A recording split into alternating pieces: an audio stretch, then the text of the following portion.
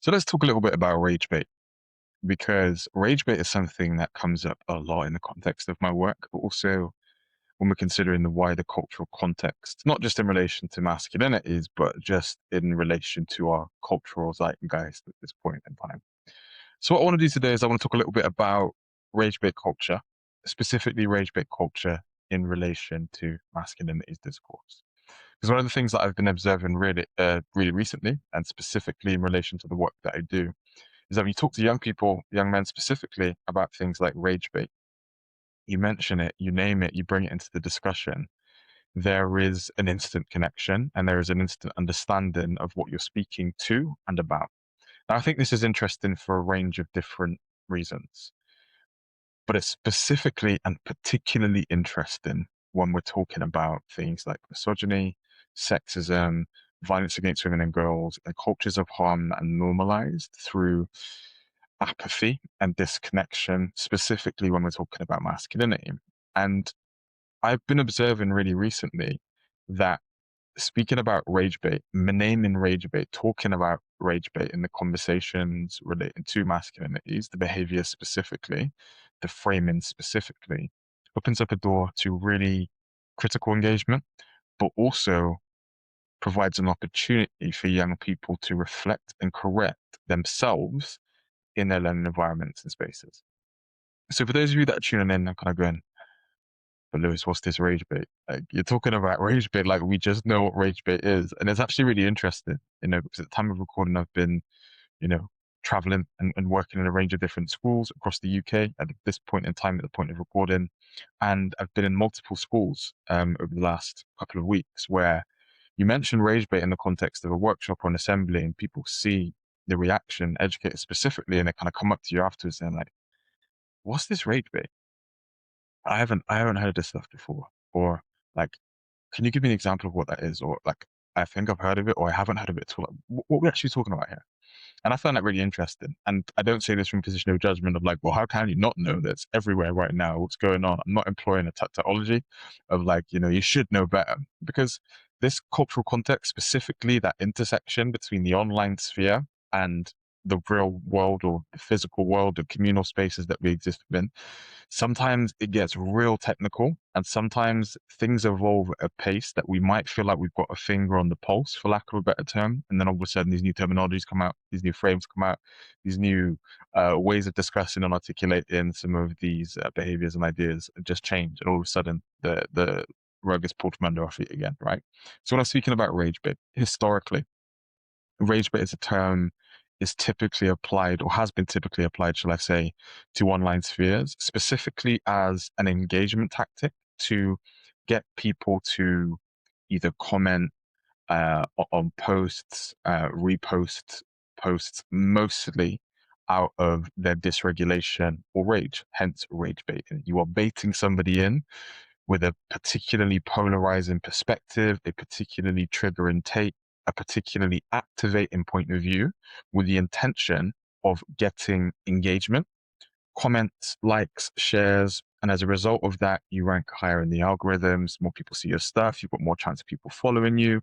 In some spaces, you've got more chance of monetizing that dysregulation. So going back to things like inside the manosphere, for example, that clout chasing or those clip farming methodologies from a sort of model perspective relies on that rage bait material, the provocation, the things that can cause dysregulation to draw eyes and attention to content. That's where the term rage bait, to my understanding at least, originates from.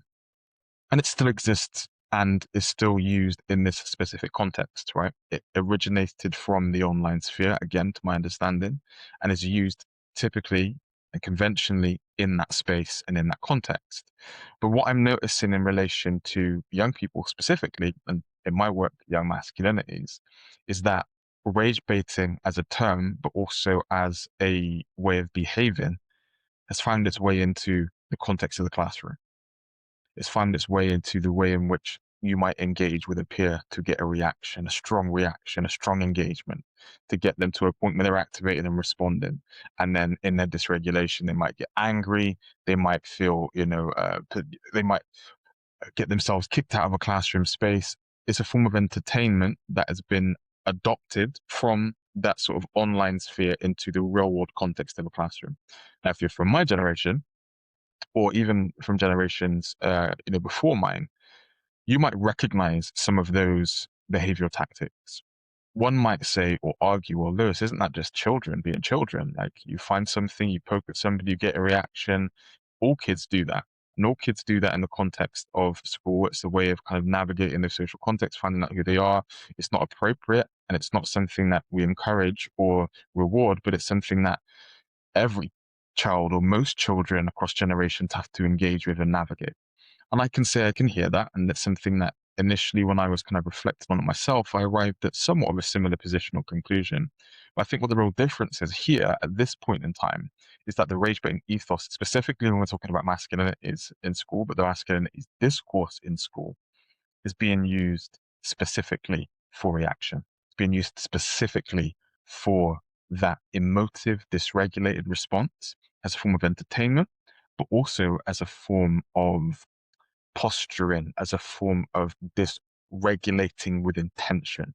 There is an intentionality behind it, at least from my lens, that I think needs to be named and looked at specifically. Because when you speak to young people about this and you use the terminologies like rage bait in conversation, in delivery, and we say, or I say in this context, things like, I see the way in which you rage bait each other. I see the way in which rage bait culture is around you in the space. You can see eyes literally like, did he just say rage bait? Isn't like, he understands that content. He understands the way in which we're speaking. He understands what we might do in certain spaces. It activates them to engage more, but it also names something that they're specifically putting the label on in the context of their classroom dynamics, in the context of their classroom spaces. I think that's really important to name. It might feel similar or sound similar to some of your own experiences, but in relation to masculinity's discourse at this point in time, boys, young masculinity specifically, are utilizing some of the commentaries, some of the points of view and the perspectives that they're seeing online with the direct intention to cause dysregulation to peers, sometimes friends, in a banterous way, but maybe more on that in this episode or in a future episode, because we could do a whole episode on the way in which banter is used as a mask for some wholly problematic ideas and belief systems, right? But the way in which that's used with intention to dysregulate and cause reactions as a form of entertainment is massively important to name. To give you a couple of examples of what rage bait might look like in the context of a classroom space, or in relation to what I've seen or what I've heard from a range of different schools that I've worked within, and I've witnessed in certain spaces as well and challenged, these are some of the things that often come across in the rage bait space. So it might be, for example, the direct regurgitation of online commentators, manfluencers in the space. When you ask a question, for example. So if I ask a question of, well, what does masculinity mean to you? A young person who might be trying to engage in a form of rage bait might cite a perspective or a point of view verbatim from a popular influencer with the intention to maybe bait me into a reaction or bait me into an emotive response. That's one example. But there's also things like calling women in education, teachers by their first names. That's a rage bait because it doesn't happen specifically with male teachers, but it happens with women in education who are often called by their first name by students as a way of bringing out a response. And I've seen this across multiple spaces, across multiple locations. This calling a woman in the context of education by their first name as a sort of way of being familiar, but also being deliberately uh, antagonizing or irritating and intending to dysregulate. That is an example of rage bait in the space of trying to get that emotive or emotional response. And again, something that I see a lot in the space at this point in time. These are some examples, and these aren't the only examples by any stretch of the imagination. There are a range of different examples of what rage bait can be and what it can mean. It's very culturally dependent and context dependent. But the intention of it is that emotive response and that dysregulation. And as somebody who works in schools, specifically as an external facilitator that comes in to deliver, I notice a lot that there is a period of trying to find out what my boundaries, my sort of limits are with the implementation of rage bait-esque style interactions. And how I engage with that is what I want to spend the rest of the session exploring and unpacking, because it happens to me. It is something that happens in the context of education, specifically when you go in to talk about things like masculinity, misogyny, and sexism. You will get that occasional desire to either test your limits or to break you. When I say break, I don't mean in the sense of break your spirit, break your soul, but get that emotive response that seeks to kind of unmask what some young men feel is a performance. This guy is definitely going to be angry at some point. So we're going to see what his limits are. We're going to push him, prod him, see where he's at, and eventually we'll get him. And I really want to name this because it is something that is specifically, in my opinion, pertinent to this generation that we're speaking to right now. I've been doing this work for coming up to 6 years, and there have been different trends and different movements in the context of masculinity discourse that I've observed and worked alongside. At some point, in the early parts of my career, the first couple of years, it was questions directly from the likes of, Andrew Tate et al. What color is your Bugatti? Doing this hand sign, which sometimes, you still see sometimes in sort of delivery, but it's less likely, those direct regurgitations of those ideas and belief systems. There's nowadays, it feels like there is direct copy and pasting from the stream world, and how that prodding and pushing for a reaction seems to be something that's pursued in the context of the educational space I exist within, at least. And so there is this direct desire at times to try and get a reaction from me. And in doing so, what I do in this space is I recognize firstly what's happening, but I also do something or partake in something called engage bait or engagement bait, as a sort of way of reacting to what's being put into the space or attempted to be put into the space, with different approaches, different reactions and responses that I don't lead with my emotions or my emotional responses, because I've seen a lot in my work. I've seen most presentations in terms of masculinities in school. But changing and channeling an opportunity for reflection and engagement where the desire for dysregulation is present is something that I do in those spaces when I feel a rage bait-esque style tactic is being employed. So I will ask sometimes if somebody says something or makes a comment with the intention to dysregulate me. For example, what does masculinity mean to you? And there is a regurgitation of an online influencer, for example, their points of view and perspectives. The chances are I'm able to recognize and understand that this is a regurgitation because I've either seen the clip, know who the person is, or those ideas that person has, and I'm able to recognize it, or I'm able to pick out similarities with that perspective in that young person's presentation and articulation that I will question whether that sounds quite familiar, actually. Is that so and so? Is that so and so? Is that where you got that idea from? That response places the reflection articulation back on the young person. What the young person expects is me to be flustered and dysregulated. Oh my gosh, I can't believe they said that. But really what I'm doing is I'm asking them for deeper engagement. Okay, if that's what you feel, like I feel like I've seen that somewhere. Is that such and such? Where'd you get that from? What is it about that resonates with you? Help me to understand your perspective in that space, because I'm really interested to find out what it is about that you feel is so important to raise and bring into the space. Delivered like that, delivered with that curiosity and not with a desire to punish, shame, or condemn. We'll challenge it at some point in the space, absolutely. But recognizing the tactic that's being used gives you an opportunity to lead with that curiosity instead of that furiousness. Because often that's what that rage bait context requires us or desires for us to do. Asking a question of, I think I know where that's from. Talking about that. What is that? Why is that important to you? Places the impetus or the communication back on that young person in the space. And 8 times out of 10, that young person was not expecting that response, and they do the stutter and yeah, but obviously, yeah, I've heard of it, and but because it's not the reaction that they want, they immediately start backtracking and moving into a different posture. Didn't work, so they're trying to find something else. Sometimes you might get young people that want to take that a step further and articulate that and double down on that. And in that case, you might want to bring in, I know where that's from. I know what you're trying to do. And in this space, I need you to know that what you're bringing into the space isn't going to anger me, isn't going to make me feel a specific type of way, but it might put you in a position where you're making other people in the space feel uncomfortable. And if it's making other people in the space feel uncomfortable, making people in the space feel like they can't share, we can have this conversation after session if you want to share some of those ideas with me. But I don't want to be in a space where other people feel like they can't share because of what's being brought into the space. What you're doing there is you're saying, I'm not kicking you out and pushing you away. We can have a conversation in your own time. If that's what you want to do and you want to maybe bring that desire to dysregulate, we can have this conversation in your own time after the session, when you want to go home, when you want to go to lunch, you want to go to break, we can have that conversation then if you want to. And then we can really dive into the what you think and what's going on. But if it's interfering with other people's ability to engage, I need to say something about that. I need to stop that. What that does, 9 times out of 10, is that brings the person back into the room. Because it's not about the opinion being surfaced. It's about dysregulating you in the space as a facilitator.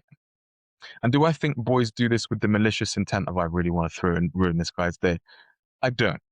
I think there is a desire to entertain each other that often supersedes the seriousness of the content being discussed. There is this banter culture, joke culture, we're in this together culture that often supersedes the uncomfortability of being questioned or asked to reflect on what you believe and why you believe it. So I look at those reactions and those responses not as evidence of, maliciousness or evil, to put it super like extremely right. I look at it as boys trying to find meaning in this space where they're trying to understand their own uncomfortability. And because of that, I approach it with that lens and with that directness, but at times that softness too. I don't want to kick anybody out of the space. I don't want to push somebody out of a space where they aren't able to share and articulate their ideas. Hence why I'll have the conversation after the session's done, because I feel like if you want to say something and you want to share something, you deserve to be heard. However, if you're jumping in to dysregulate the room or maybe dysregulate me and stop us from having the conversation, the wider conversations that are important, that can't run. So use an engagement bait as a way of, well, help me to understand where you're coming from is really helpful in navigating that desire to dysregulate as a form of entertainment. And I learned the question of help me to understand from my mentor and longtime friend Aisha Thomas, and I've seen this used in a range of different, conversation spaces, not just in relation to masculinity discourse, but a range of different spaces. And it works so well in environments where that sort of desire to dysregulate might be present. And what I think is important as educators to recognize is that when we're dealing with things like rage bait, we're dealing with something that might be culturally pertinent and potent right now, and something that is in the cultural consciousness of young people right now. But that doesn't mean that we can't challenge that with care and compassion, but also with the desire of recognizing I know what you're trying to do, and I'm not going to allow you to do that because I care about you so much. This isn't a joke. This isn't an entertainment opportunity for you. This is an opportunity for you to reflect. And I know it's uncomfortable. And I know it feels uncertain being in this space. You don't really know how you feel. I get it. I've been there myself. But I can't let you feel like that's something that's acceptable in a space where you don't know people's proximity to the conversation. You don't know people's life experiences. You don't know that some of your friends or peers in the space are really, or were really looking forward to this conversation to dive into some of what they think and what they feel. And you're treating this as a bit of a joke and a bit of a jest.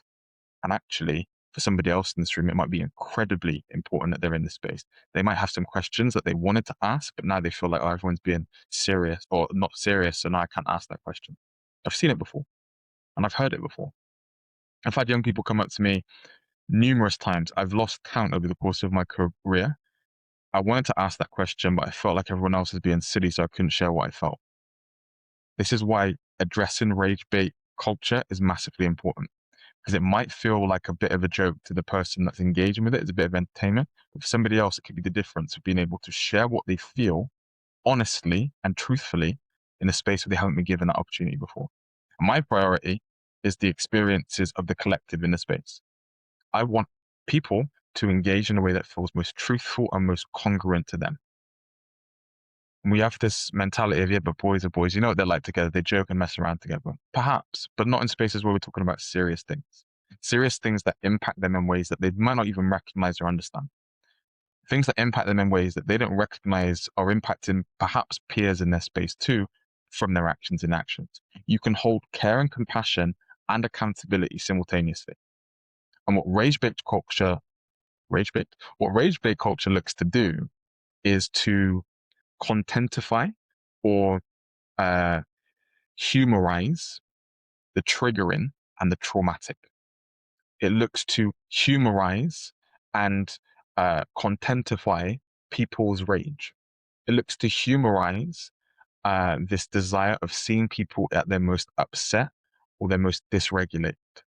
And that can't be allowed to happen in any learning context, specifically when we're talking about masculinity, specifically when we're talking about things like misogyny, sexism, violence against women and girls, specifically when we're talking about things like men's mental health, well-being, looking after yourself as a young man or as a masculinity. That can't be allowed to happen in this space. So that's how I like to approach it and how I'm approaching it at this point in time. Hopefully there's some things for you to think about and reflect on there, and maybe some context of something that you might have seen or might have heard, and maybe it's giving you some food for thought about how you approach it in your contexts moving forward. If you'd like a part 2 on this, or maybe a deep dive into some other aspects of what I've discussed in this episode, let me know. You know how I like to roll in these spaces. I like to keep the episodes short and sweet so that, you can kind of engage and listen to it on your commute and that type of stuff. So I could talk about this literally for hours. So if you feel like there's some things that you want to be expanded on or explored further, do let me know. And I am more than happy to create more episodes in this area and explore some of the tactics and some of the approaches that I use at this current time during my work with young people and masculinities in schools. I'd like to thank you so much for tuning in and for checking in with this episode. I hope you have a wonderful, blessed week wherever you're listening to this from. Have a wicked week, and I'll speak to you soon. Big blessed.